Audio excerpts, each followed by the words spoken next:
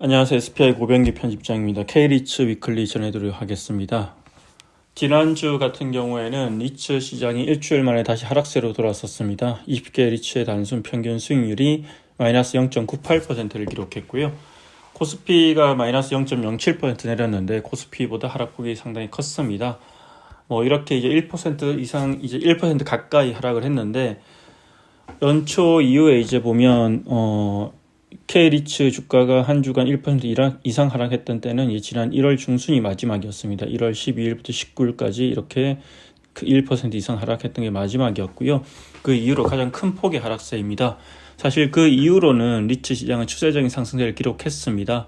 중간중간 숨고르기가 진행되면서 이렇게 하락세로 돌아서기도 했지만 그 하락폭이 0.2% 내외로 크지 않았고 또 하락 기간이 길지도 않았습니다.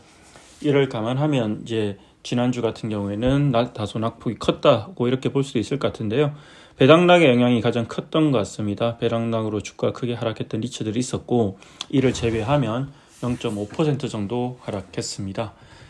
네, 그리고 이제 지난주 시장에서 가장 크게 주목했던 지표는 미국의 2월 근원 개인 소비 지출 PC 가격 지수라고 하는데요. 이 근원 PC 가격 지수를 가장 주목을 했고 근원 PC 가격 지수 같은 경우는 계절적 변동성이 큰 식품과 에너지를 제외한 지수이고 연준이 가장 선호하는 물가 지표로 알려져 있습니다. 그래서 연준의 금리 방향성에 큰 영향을 미치고 있는 지표이고요. 이 미국 상무부가 이제 지난 29일 날 현지 시간으로 29일에 발표를 했는데 한국 증시가 마감된 이유이고 일단 다소 결과는 이제 긍정적으로 나왔습니다. 2월 근원 PC 가격 지수 같은 경우에는 전년 동기 대비해서 2.8% 상승했는데 1월 달에 2.9%보다 0.1%포인트 낮은 수준이고 아울러서 시장에서 예상했던 수치에 부합하는 수준입니다. 또한 전월 대비로는 0.3% 상승했는데 1월 달에 0.5% 상승보다 상승률이 둔화됐고 또한 시장 예상치에 부합했습니다. 실제 이 근원 PC 가격 지수 발표 이후에 제롬 파월 연준 의장도 샌프란시스코 연준이 마련한 대담에서 이제 이거에 대한 평가를 해달라는 요청을 받았는데 이렇게 얘기를 했습니다. 1월보다는 낮아졌지만 작년 하반기에 기록했던 긍정적인 수치의 대부분만큼 낮아지진 않았다고 했지만 하지만 우리가 보고 싶어하는 수준에 확실히 더 가까워졌다고 이렇게 평가를 했습니다.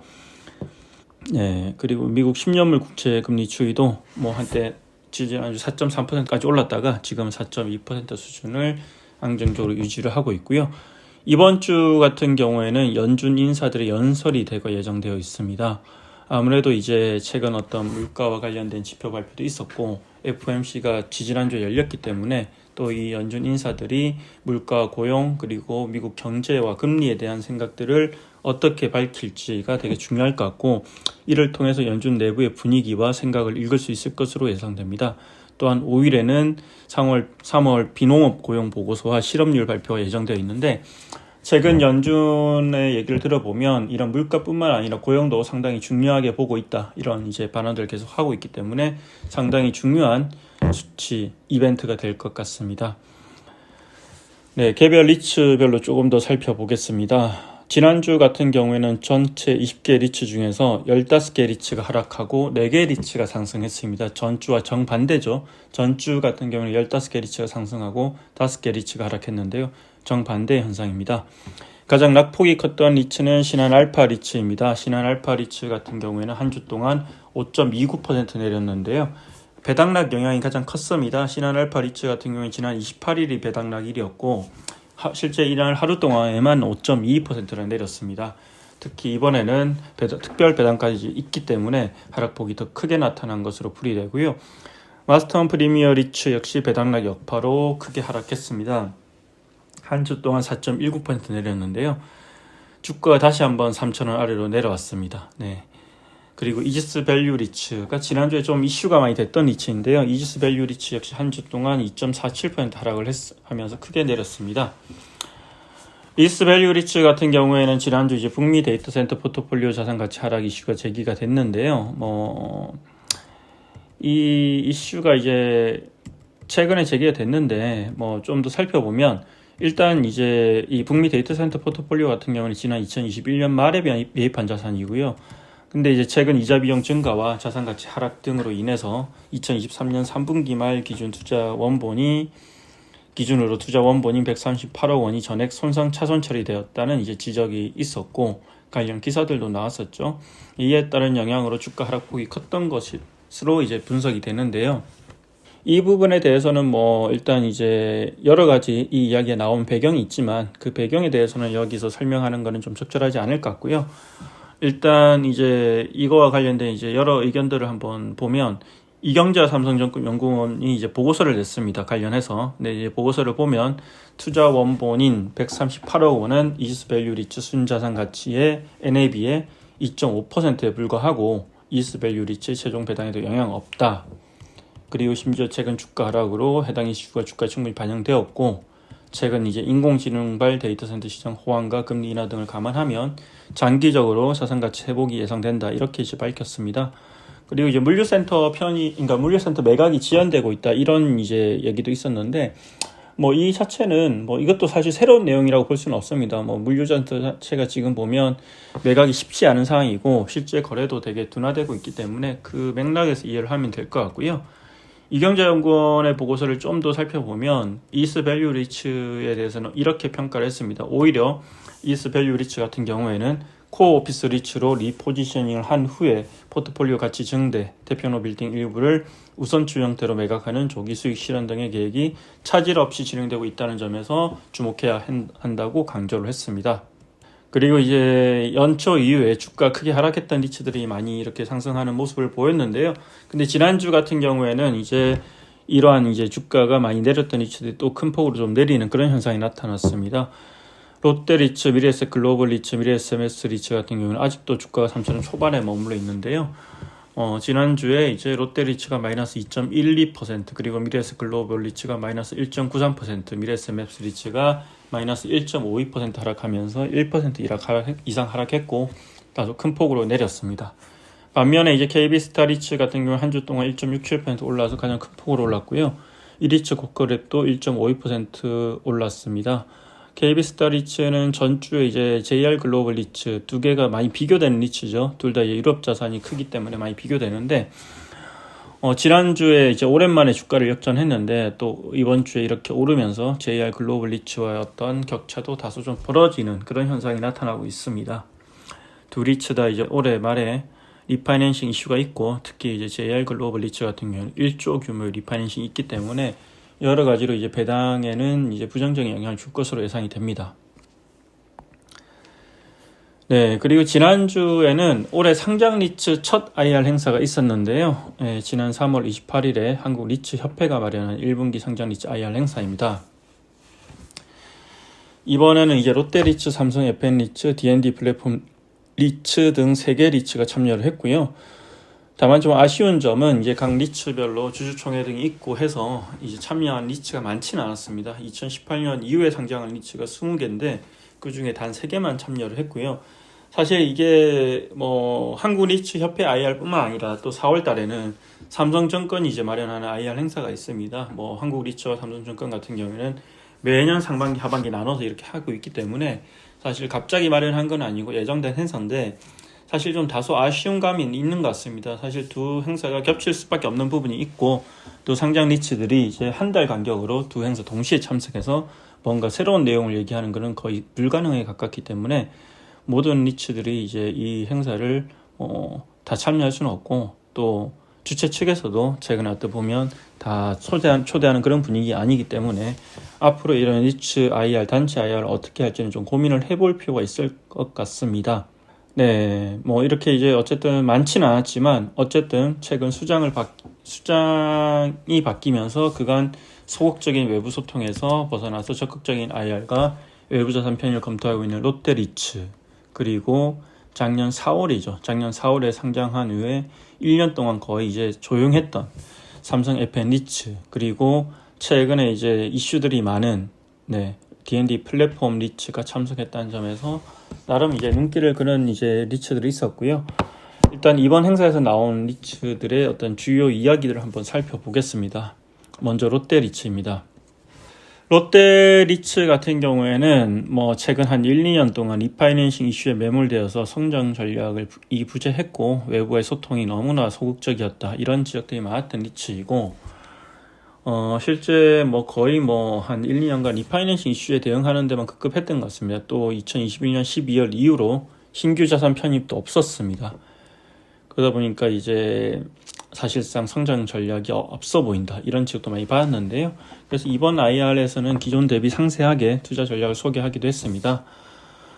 뭐 보시면 이렇게 리파이낸싱 계획, 리파이낸싱은 올해 이제 한 4,650억 정도가 있고 또 추가로 내년 초에 이제 만기가 들어오는 1,580억 같은 경우에도 시장 상황을 봐가면 가능하면 조기 상한을 추진하겠다 이렇게 밝혔기 때문에 어떤 식으로 이제 앞으로 할지 좀 지켜볼 필요가 있을 것 같고요. 또한 향후에 이제 신규 자산 편입을 통한 성장 계획, 크게 보면 뭐 그룹사 자산 유치와 그리고 성장성이 기대되는 외부 자산을 이제 확보하겠다 이렇게 밝혔는데요. 뭐 일단 이제 올해 같은 경우는 일단 그룹 외부 자산 편입에 좀 더 많이 힘을 쏟을 것 같습니다. 실제로 이제 SPI에서도 글을 썼지만 우선주 오피스 투자, 우선주 지분 투자, 오피스에 대한 우선주 지분 투자를 검토를 하는 것으로 밝혔고요. 실제로 이제 그 계획을 가장 우선적으로 실행할 것으로 보입니다. 실제 이제 최근 이제 지난 3월 달에 이제 딜 클로징이 마무리된 아크플레이스가 있죠. 이 아크플레이스 우선주에 투자를 검토를 했었습니다. 이 롯데리츠 같은 경우에는 이 NH 프라임 리츠도 투자하고 있는 자산이죠. 근데 이제 검토를 했다가 뭐 여러 일정 등이 안 맞으면서 이제 포기를 했는데 어쨌든 지금 당장 어떤 이제 실물 자산을 통으로 매입하는 건 쉽지 않다고 보고 당장은 이제 배당 수익률을 높여줄 수 있는 우선주 투자를 우선적으로 하겠다 이렇게 이제 밝힌 상황이고요. 네, 뭐 그리고 이제 이후에는 추가로 실물 자산 편입도 검토하겠다 이렇게 이제 밝혔는데 뭐 다만 이제 일단은 계획이니까 실질적으로 롯데리츠에 대한 평가는 이 계획들이 얼마나 실행되는지를 보고 내려도 될 것 같습니다.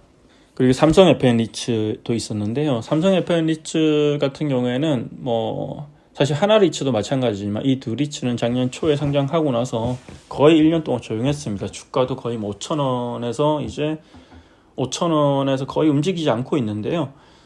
그러다 보니까 이제 결국은 뭐 대기업 리츠로서 장점도 분명 있지만 아쉽다는 평가도 많이 나왔는데 뭐 올해는 좀 달라진 모습을 보여줄 수 있을 것으로 기대를 해볼 수 있을 것 같습니다. 실제 이번 IR에서도 그런 얘기들을 많이 했는데요. 일단 이제 뭐 신규 자산 편입과 관련된 부분부터 살펴보면 뭐 이렇게 얘기를 했습니다. 올해 하반기부터 최소 1,300억 이상의 신규 투자를 하겠다. 그리고 내년에는 5천억 원 이상, 그리고 2027년까지 1조 이상의 추가 투자를 통해서 자산 규모를 2조 5천억 원 규모로 키우겠다. 지금 현재가 이제 7조 5천억 정도가 되죠. 그거보다 이제 뭐 한 3배 정도로 키우겠다. 이렇게 이제 밝혔고요. 시가총액도 1조 2천억 원 규모로 성장시키겠다. 이렇게 밝혔는데요. 일단 뭐 너무 이제 장기적인 계획이기 때문에 이거에 대한 평가는 지금 무리인 것 같고, 다만 이제 뭐 시장에서 거론되는 삼성 FN리츠 새로운 자산 그리고 삼성 내부에서 나온 얘기를 종합해 보면 현재 가장 우선적으로 보고 있는 건 이제 삼성화재 판교 사업 같습니다. 삼성화재 판교 사업이고, 애초에는 이제 삼성 FN리츠 같은 경우에 작년에 이제 대치타워 S1 빌딩으로 상장을 하면서 이후에는 작년 말이나 올해 초에 잠실 빌딩을 편입하겠다고 밝혔는데요. 근데 이제 잠실 빌딩 같은 경우에는 작년 이슈가 좀 있었습니다. 과거 거래 관련으로 이슈가 있기 때문에 지금 당장 편입은 쉽지 않을 것으로 예상되고요. 대신 이제 앞서 말씀드린 대로 삼성화재 판교 사옥이 최우선 편입 대상으로 거론되는데요. 다만 이제 이게 현재 보험사들의 경우에는 자산 유동화 필요성이 크지 않은 상황입니다. 최근에 실적도 좋고 해서 이를 감안하면 이 매도자와 삼성 FN리츠 입장은 다를 수 있기 때문에 자산 편입 계획이 예정된 일정대로 순조롭게 진행될지는 아직은 좀 미지수라고 볼 수 있을 것 같습니다. 네, 그리고 올해는 이제 리파이낸싱 이슈도 있는데 오는 11월 말 3,491억 원 규모의 차입금 만기가 돌아오기 때문에 이제 이 이슈에 대해서도 어떻게 대응하느냐가 중요할 것 같습니다. 그리고 현재 이제 자산 운용 현황, 뭐 최근에 어떤 이제 운용 실적 이런 부분들도 언급이 됐는데 최근 뭐 삼성 FM 리츠 공시에도 많이 떴지만 이제 임대차 현황이 조금 개선이 됐습니다. 대치타워의 경우에는 최근에 기존 두 개 층을 사용하던 임차인인 프레시지가 조기 임차 종료를 하면서 이제 신세계 인터내셔널이 그 공간을 쓰게 됐는데 임대료가 이제 기존 대비 25% 정도 상승했다고 합니다. 네, 이러한 이제 임대료 상승과 기타 다른 이제 운용 실적 개선을 통해서 배당금도 증가할 것으로 예상되고요. 작년 같은 경우에는 주당 총 269원을 배당금으로 지급을 했는데 올해는 주당 287원을 지급할 계획이라고 밝혔습니다. 마지막으로 D&D 플랫폼 리츠 얘기를 좀 해보겠습니다. D&D 플랫폼 리츠는 상당히 이제 뭐 이슈들이 많습니다. 여전히 일단 급한 불들이 몇 개 있죠. 일본 아마존 물류센터 매각 그리고 명동 M빌딩 편입이라는 이슈가 있고 이번 상장 리츠 IR에 참여한 세계사 중에서 지금 당장 현안이 가장 많은 곳이라고 볼 수 있을 것 같고요. 네, 일단 이제 아마존 물류센터 매각 같은 경우에는 다소 긍정적인 소식도 있습니다. 이 아마존 물류센터는 이제 D&D 플랫폼 리츠가 투자한 이지스 자산운용의 펀드 그리고 미국계 자산운용사인 누빈 자산운용의 펀드가 50대 50 비율로 이렇게 보유하고 있는데요. 애초에는 이제 이지스 펀드 지분만 매각을 하려고 했습니다. 50% 지분 매각을 하려고 했었죠. 아무래도 그렇게 되면 이 일부 지분 매각이기 때문에 자산 매각 과정이 원활하지 않고 또 자산 가치를 제대로 평가하기 힘들 수 있다는 우려가 있었는데요. 다행스럽게도 최근 이제 누빈과 협의를 해서 이제 누빈이 보유한 자산 그 지분 50%도 같이 매각을 하기로 했다고 합니다. 뭐 여러 가지로 이제 매각 작업이 보다 수월해질 것으로 예상되는 그런 어떤 긍정적인 효과가 있을 것으로 예상이 되고요. 네, 일단 D&D 플랫폼 리츠 입장에서 이 일본 아마존 물류센터 매각이 상당히 중요합니다. 이 매각을 통해서 부채도 상환하고 또 부채를 상환하면서 신규 자산 편입 계획에도 또 긍정적인 영향을 미칠 수 있기 때문에 이게 상당히 중요합니다. 네. 참고로 D&D 플랫폼 리츠 같은 경우는 올해 1,197억 원의 부채를 상환해야 합니다. 네. 그리고 명동 M빌딩 편입 계획도 구체적으로 소개를 했는데요. 일단 최근에 이제 매매 협의를 시작했다 이렇게는 한번 이제 밝혔죠. 그리고 상반기 중에 이제 매각 가격 협의를 거쳐서 오는 11월, 12월까지 이제 편입을 목표로 한다 이렇게 이제 밝혔고요. 네, 뭐 작년에 스케일 타워 편입 무산 사태가 미친 파장이 컸기 때문에 상당히 D&D 플랫폼 리츠도 신중을 기해서 이 편입을 명동 빌딩 편입을 추진할 것으로 예상이 됩니다. 네. 그리고 이 외에도 뭐 단기적인 어떤 성장 계획으로 판교 SK케미칼 본사 사업 편입 논의도 하반기에는 본격적으로 시작하겠다 이렇게 이제 밝혔습니다. 네, 아울러 또 중장기 성장 전략에 대한 부분도 제시를 했는데요. 뭐 크게 보면 우선 스폰서인 SK D&D와 개발 사업에 공동으로 초기 투자를 해서 우선 매수권을 확보해서 지속적인 우량 자산 소싱을 통해서 구조적인 성장 동력을 마련하겠다. 이런 얘기가 하나 있고요. 아울러 향후에 이제 성장이 유망한 신성장 섹터를 발굴해서 투자할 계획이라고 밝혔는데요. 일단 라이프 사이언스를 이제 좋게 보고 있다 이렇게 밝혔습니다. 실제로 이를 위해서 이제 협의를 하고 있다고 밝혔고요.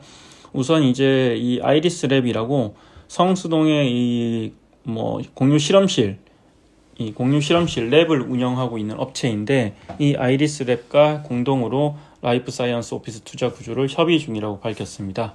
참고로 아이리스 랩 같은 경우에는 이지스의 싱가포르 법인이죠. 이지스 아시아가 설립한 플랫폼 펀드인 API 펀드라고 있습니다.